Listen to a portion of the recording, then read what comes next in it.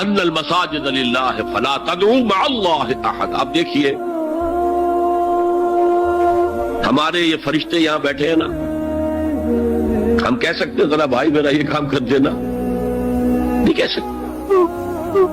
جبرائیل کو پکار سکتے ہیں، اے جبرائیل ذرا میرا یہ کام کر دینا؟ نہیں. وہ عالم غیب کی شے ہے. کسی ولی اللہ کی روح کو پکار کر کہنا کہ میری یہ مشکل دور کر دے؟ نہیں. اللہ سے کہیں، اللہ کو پکارے، اللہ جس کے ذریعے سے چاہے آپ کی ضرورت پوری کر دے. اس ضمن میں میں کہوں گا کہ شاہ ولی اللہ دہلوی نے ایک بات کہی ہے، اگرچہ مجھے اس کی کوئی دلیل اپنے طور پر انڈیپینڈنٹلی کتاب و سنت میں نہیں ملی ہے، لیکن شاہ صاحب کا ایک مقام مرتبہ ہے جو میری نگاہ میں بہت بلند ہے. میرے نزدیک دو عظیم شخصیتیں عالم اسلام کی، امام ابن تیمیہ اور امام غزالی کو جمع کریں تو شاہ ولی اللہ بنتے ہیں. اتنی عظیم شخصیت. انہوں نے یہ لکھا ہے کہ جو اللہ کے برگزیدہ بندے ہوتے ہیں، اولیاء اللہ، اللہ تعالیٰ ان کی ارواح کو ان کے فوت ہونے کے بعد ملائکہ کے طبقہ اسفل میں شامل کر دیتے ہیں، اور وہ بھی جس طرح وہ ملائکہ اللہ کے احکام کی زمین میں تنفیذ کر رہے ہیں وہ بھی اسی کام میں لگ جاتے ہیں. میں نے عرض کیا کہ میرے پاس انڈیپینڈنٹلی کوئی دلیل نہیں ہے اس کے حق میں، لیکن شاہ صاحب کا فرمانا خود میرے لیے ایک درجے میں دلیل ہے. لیکن یہاں ایک تو یہ نوٹ کرنے کا، ملائکہ کا طبقہ اسفل، ملائکہ کا سب سے نچلا طبقہ، اور اللہ کے حکم کی تنفیذ کرتے تو فرشتے کر رہے ہیں، وہ بھی ہو. ہمیں سے کیا غرض ہے؟ ہم نہ فرشتے کو پکار سکتے ہیں اور نہ کسی ولی اللہ کو پکار سکتے. پکارو اللہ کو. قال ربکم ادعونی استجب لکم ان الذین یستکبرون عن عبادتی سیدخلون جہنم داخرین. تمہارا رب کہتا ہے مجھے پکارو، مجھ سے مانگو، میں تمہیں دوں گا، تمہاری دعا سنوں گا، قبول کروں گا. اور جو بربنائے تکبر مجھ سے نہیں مانگتے وہ جہنم میں داخل ہوں گے، ذلیل و خوار ہوں. حضور نے ایک بات مجھے متن یاد نہیں ہے، بہت پیاری فرمائی. دیکھو انسانوں سے تم مانگتے ہو کچھ تو ایک دفعہ تو اس کے ماتھے پر، تیوری پر بل پڑ ہی جاتا ہے، یہ کیوں میرے سامنے ہاتھ سوال کیا، کیوں مجھے سے مانگ رہا ہے، چلیے بعد میں کچھ وہ دے ہی دے. ناگوار گزرتا ہے. ارے اس سے مانگو جو کہتا ہے کہ مجھ سے مانگو اور میں دوں گا. وہ نہ مانگنے پہ ناراض ہے، اس سے نہیں مانگتے. رات کے آخری ساعتوں میں، یا جسے آپ کہتے ہیں small hours of the morning, حدیث میں آتا اللہ نزول اجلال فرماتے، جس کو ہم نہیں جانتے کیسے نزول ہوتا ہے. ذات باری تعالیٰ اور اس کے متعلقات کے بارے میں جو بات آ گئی قرآن میں، حدیث میں، وہ ہم مانتے ہیں. کیسا یہ ہم نہیں جانتے. اس کا ہاتھ ہے کیسا ہے ہم نہیں جانتے. اس کا چہرہ ہے کیسا ہے ہم نہیں جانتے. اس کی ساق ہے، اس کی پنڈلی ہے کیسی ہے ہم نہیں جانتے. وہ سنتا ہے کیسے سنتا ہے ہم نہیں جانتے. کیا اس کے کان ہیں؟ کیا اسے بھی ساؤنڈ ویوز کی ضرورت ہے سننے کے لیے؟ وہ دیکھتا ہے کیسے دیکھتا ہے ہم نہیں جانتے. وہ اترتا ہے کیسے اترتا ہے ہم نہیں جانتے. جو قرآن میں آ گیا، حدیث میں آ گیا، مان لیجئے بس. باقی یہ متشابہات میں سے ہے، اس کی کھود کرید میں پڑھو گے تو فتنے میں مبتلا ہو جائے. ابتغاء الفتنۃ وابتغاء تاویلہ. لہذا حدیث میں آتا ہے کہ رات کے آخری ساعتوں میں اللہ سمائے دنیا تک نزول فرماتے ہیں، اور پھر ندا لگتی ہے حل من سائل فاعطیہ، ہے کوئی سوال کرنے والا، مانگنے والا کہ میں اسے دوں. حل من مستغفر فاغفر لہ، ہے کوئی گناہوں کی معافی چاہنے والا کہ میں اسے معاف کر دوں. ہم انٹا غفیل سو رہے، ہم تو مائل بکرم ہے، کوئی سائل ہی نہیں. راہ دکھلائیں کسے، رہنم منزل ہی نہیں. راہ کسے دکھا؟ اللہ کے راستے پر چلنے کا فیصلہ کرو، اللہ کی راہ میں جہاد کا فیصلہ کرو، پھر اللہ راستہ کھولے گا۔ والذین جاہدوا فینا لنہدینہم سبلنا، وہ لوگ کہ جو ہمارے راستے میں جہاد کرے، محنت کرے، مشقتیں کرے، ہم لازماً ان پر اپنے راستے کھولتے چلے جائیں۔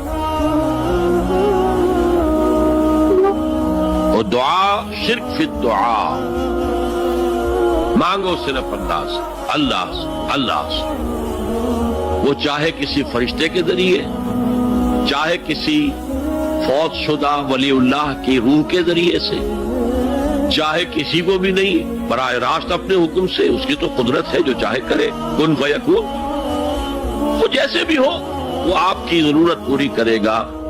وہی ہے جو کہ مشکلات کو حل کرنے والا ہے، وہی ہے کہ رزق دینے والا ہے، وہی ہے جو مرض سے شفا دینے والا ہے۔ پکارو اسی کو، مانگو اسی سے۔ اب آئیے، کچھ مراسم عبودیت ہوتے ہیں، مراسم رسم کہتے ہیں کسی چیز کی ظاہری شکل میں۔ رہ گئی رسم ازاں روح بلالی نہ رہی، فلسفہ رہ گیا تلقین غزالی نہ رہی۔ یہ قرآن کا بھی ہم اسے رسم الخط کہتے ہیں، رسم الخط، اور یہ حضرت عثمان کے زمانے میں فائدہ ہوا ہے کہ یہ اس طریقے سے لکھا جائے۔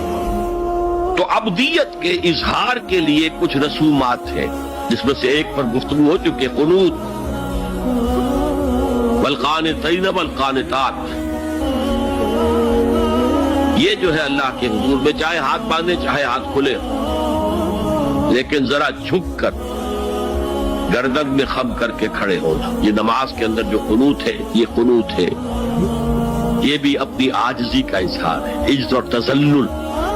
وہ جو ابن قیم کی میں نے ڈیفینیشن آپ کو بتائی، العبادت تجمع اصلین، غایت الحب وغایت الذل والخضوع، حد درجے میں اللہ کے سامنے بچ جانا، جھک جانا، گر جانا، رکوع، سجدہ اللہ کے سوا کسی کے لیے نہیں۔ اور اس معاملے میں دین محمدی جو اپنی تکمیل کو پہنچ گیا، الیوم اکملت لکم دینکم واتممت علیکم نعمتی ورضیت لکم الاسلام دینا، حضور کی بعثت سے قبل سجدہ تعظیمی جائز تھا، کسی شخص کی تعظیم کے لیے، اس کی عزت کے لیے اس کے سامنے سجدہ کرنا جائز تھا۔ حضرت یوسف کے سامنے ان کے والدین اور 11 بھائی سجدے میں گر گئے۔ بچپن میں خواب دیکھا تھا اور 40-50 سال بعد اس کی تعبیر بالفعل ایک اس واقعے کے طور پر سامنے آ گئی۔ سجدہ کرنا، جھکنا، سجدہ کرنا، یہ جائز تھا سجدہ تعظیم۔ حضور پر شریعت مکمل، توحید مکمل، اب ہر نوع کا سجدہ حرام مطلق ہے سوائے اللہ کی کسی کو۔ ہمارے مسلمانوں نے بھی اپنے دور ملوکیت میں سجدہ تعظیمی شروع کرا، عدالت کے اندر بادشاہ کے دربار میں جا رہے تو سجدہ، سر جھکا کر رکوع کی حالت میں۔ یا آپ کے پڑوس میں جو حیدرآباد کی ریاست تھی، سلام کیسے کرتے تھے، کتنے جھکتے تھے، اور پھر وہ جھک کر وہ سلام ہو رہے تھے۔ یہ مشرکانہ فعل ہے جو اولیاء دربار میں بھی تھا۔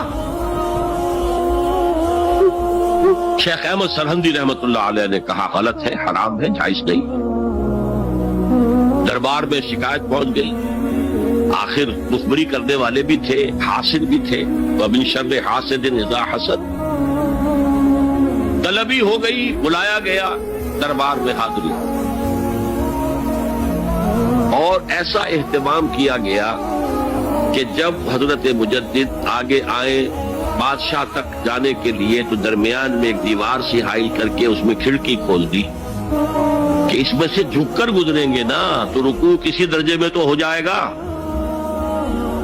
رکوع بھی سجدے ہی کی ایک شکل ہے، سجدے کا ہاف کہہ لیجئے، لیکن یہ کہ جب آیات سجدہ آتی ہے قرآن مجید میں، وہ عام نمازوں میں میں دیکھتا ہوں کہ وہ آیات سجدہ والی آیات پڑھی دی جاتی، حالانکہ ان کی ایک خاص کیفیت ہے۔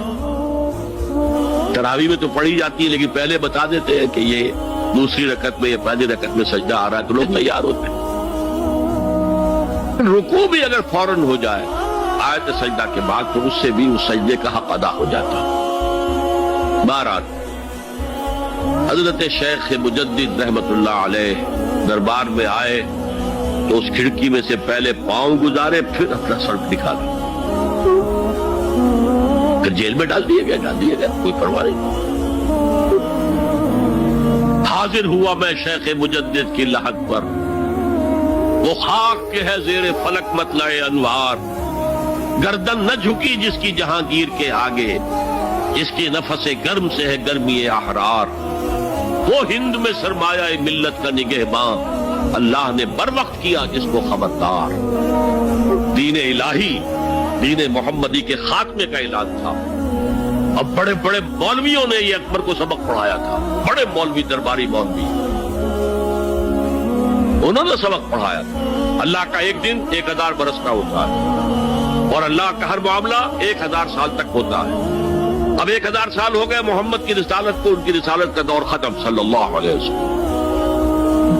اب دوسرا 1000 سال، اسی لیے الف ثانی کہتے ہیں نا، الف ہزار کو کہتے ہیں الف ثانی. یہ دوسرا 1000واں سال جو شروع ہو گیا ہے، اس میں ایک نئے دین کی ضرورت ہے. وہ دین اکبری ہے، دین الہی ہے. اور دین الہی کیا تھا؟ یہ ایک بہت بڑی سیاسی تدبیر تھی، اصل میں بہت بڑی سیاسی تدبیر، اور اس کا ظہور بعد میں بھی ہوا ہے ہندوستان کی سرزمین میں. وہ یہ کہ ہندوستان کی ترقی میں جو چیز سب سے بڑی رکاوٹ ہے وہ مذہبی اختلافات. لہذا ایسا کرو، سارے مذاہب جو ہیں اسے ہاون دستے میں ڈالو، کوٹ کوٹ کے چورا چورا کر کے بناؤ صفوف، اور یہ مذہب سب کا ہو جائے تو مذہبی اختلافات ختم ہو جائے. دوسری بات ان کی سمجھ میں یہ آ گئی کہ اصل میں اختلاف رسالت اور شریعت کی بنیاد پر ہوتے ہیں. لہذا دین الہی، بس خدا کو مانو، بس رسالت وغیرہ کو چھوڑو. خدا تو سب کا رب ہے، اسے آپ پرماتما کہہ لے، مہادیو کہہ لے، جو چاہے کہہ لے، اللہ کہہ لے، رام کہہ لے. قل ادعوا اللہ الرحمن ایما تدعوا فلہ الاسماء الحسنی. قرآن کہتا ہے تم اللہ کہہ کر پکار لو یا رحمان کہہ کر پکار لو، جس کو بھی تم پکار رہے ہو یہ جان لو کہ تمام اچھے نام اسی کے. یہ فلسفہ تھا بہت گہرا. وہ جاہل تھا، ان پڑھ تھا، لیکن بہت بڑا سیاستدان تھا اکبر، اس میں کوئی شک نہیں. لیکن یہ کہ اگر ایک حکومت، اور جو سب سے بڑا مغل اعظم جس کو کہتے ہیں، اس کے زمانے میں مسلمانان ہند جو ہے سیاسی اعتبار سے اپنے عروج پر تھے، لیکن دینی اعتبار سے پاتال کا معاملہ آ گیا. دین محمدی ختم. 1000 سال کا ایک دن ہے اور وہ ختم ہو چکا. اللہ نے اٹھایا مجدد الفسانی رحمت اللہ علیہ اور ان کی درویشانہ مساعی کے ذریعے سے. اب دیکھیے اس زمانے میں تصوف کے ذریعے سے سب سے بڑا شرک آ رہا تھا. وحدت الوجود کی ایسی تعبیرات ہو رہی تھی جو ہماؤست بن گئی تھی. ہماؤست اور وحدت الوجود کے درمیان تو زمین آسمان کا فرق ہے. ہماؤست میں کائنات حقیقی ہے، خدا اس میں حل ہو چکا ہے، اس کے اندر ظاہر ہو گیا. اور وحدت الوجود میں وجود حقیقی صرف اللہ کا، اس کائنات کا وجود کوئی ہے ہی نہیں حقیقت میں. لیکن یہ ختم ہو رہا ہے. اس پہلو سے مجدد الف ثانی کے مجدد اعظم کو اللہ نے کھڑا کیا. شیخ احمد حضرت عمر کی اولاد سے تھے، فاروقی تھے. شاہ ولی اللہ بھی فاروقی تھے.